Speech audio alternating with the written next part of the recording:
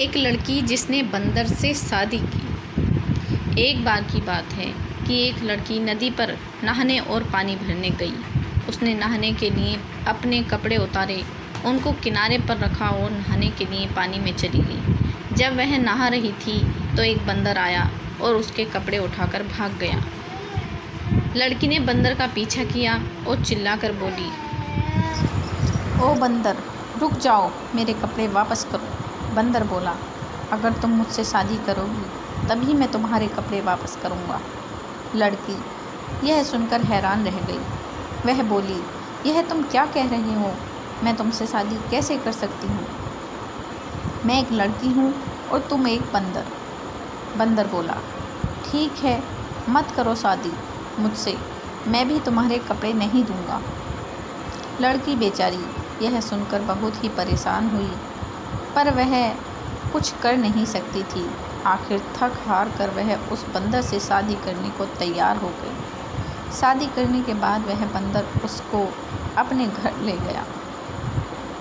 जब बंदर उस लड़की को अपने घर ले जा रहा था तो रास्ते में उस लड़की ने बंदर से पूछा, तुम मुझे खिलाओगे क्या? बंदर बोला, मैं तुम्हारे लिए लोगों के खेत से चावल चुरा कर लाऊंगा, वही तुमको खिलाऊंगा। इस तरह वह लड़की बंदर के साथ रहने लगी। बंदर उस लड़की के लिए लोगों के खेतों से मक्का और चावल चुरा कर लाता था।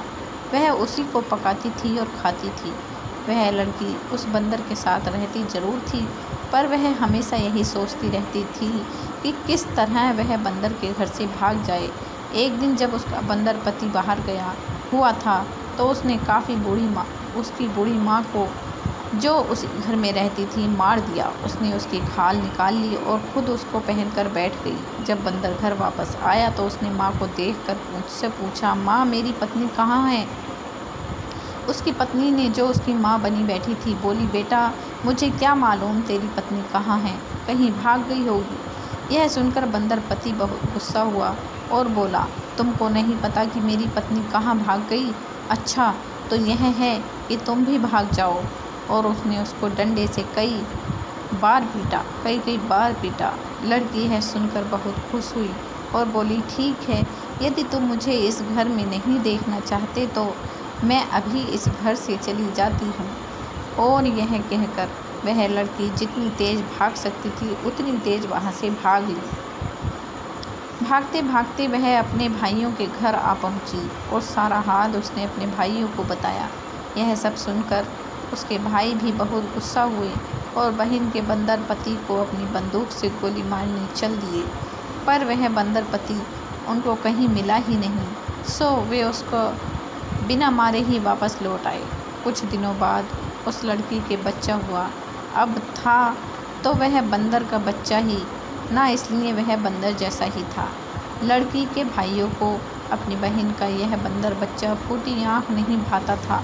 वे उसको मारना चाहते थे, मगर लड़की का तो वह अपना बच्चा था, इसलिए वह उसे मारने नहीं देती थी।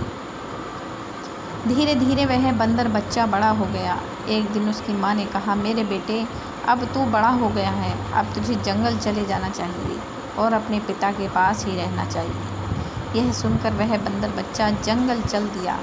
वह पहाड़ियों के पास आराम करता था, पेड़ों पर चढ़ता था, पर बोलता नहीं था। जिस दिन वह बंदर बच्चा जंगल की तरफ चला, उसके जाने के कुछ देर बाद ही उसकी माँ ने जिन मशीन से कपास साफ़ करनी शुरू की। जब उस मशीन की आवाज़ बंदर बच्चे के कानों में पड़ी तो वह बोला, ओह, मेरी माँ अकेली कपास साफ़ कर रही है। यह सोचकर वह बहुत दुखी हो गया और तुरंत ही घर की तरफ दौड़ चला।